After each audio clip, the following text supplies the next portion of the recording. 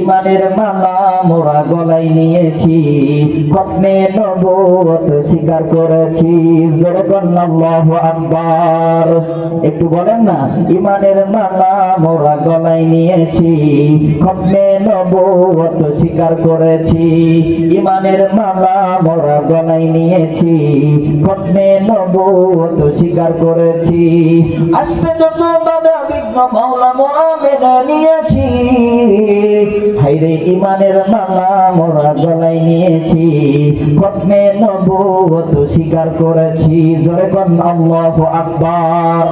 বড় দুঃখের সাথে বলতে হয়, একদল আছে আমাদের নবীকে শেষ নবী হিসাবে মানে না, মির্জা গোলাম শয়তানকে নবী হিসাবে মানে। অথচ আল্লাহ রাব্বুল আলামিন এক আয়াতের মাধ্যমে সুস্পষ্ট করে জানিয়ে দিয়েছেন, মা কানা মুহাম্মাদুন আবা আহাদিন মির রিজালিকুম ওয়ালাকিন রাসূলুল্লাহি ওয়া খাতামান নাবিয়্যিন।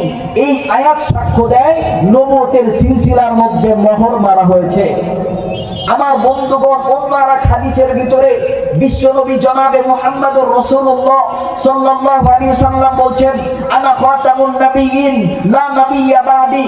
আমি হলাম নবুয়তের বিল্ডিং এর সর্বশেষ ইট, আমি হলাম সর্বশেষ নবী, আমার পরে আর কোন নবী আসবে না। অন্য আরেক হাদিসের ভিতরে বিশ্বনবী জনাবে মুহাম্মদুর রাসূলুল্লাহ সাল্লাল্লাহু আলাইহি ওয়াসাল্লাম বলেছেন, লাউ কানা বাদি নাবিয়্যান লাকানা উমর। যদি নবী হইতো ওমর হইতো।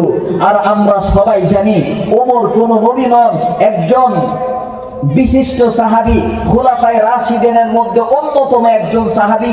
আমার বন্ধুগণ, আশারে মুবাশশারার মধ্যে যাদের ব্যাপারে জান্নাতের সুসংবাদ আসছে, ওই সমস্ত ব্যক্তিদের মধ্যে অন্যতম একজন ব্যক্তি। আমার বন্ধুগণ, এই জন্য আমরা দিলের ভিতরে ঈমান আনছি। আবার সবাই আমার সাথে বলবেন, ঈমানের মালা মোরা গলায় নিয়েছি, খতমে নবুয়ত স্বীকার করেছি। জোরে বলেন আল্লাহু আকবার। একটু বলেন না, ঈমানের মালা মোরা গলায় নিয়েছি, খতমে নবুয়ত স্বীকার করেছি। ঈমানের মালা মোরা গলায় নিয়েছি, খতমে নবুয়ত স্বীকার করেছি। আসবে যত বাধা বিঘ্ন মাওলা মোরা মেনে নিয়েছি। হায়রে ইমানের মালা মোরা গলায় নিয়েছি, খতমে নবুয়ত স্বীকার করেছি। জোরে বলেন আল্লাহু আকবার।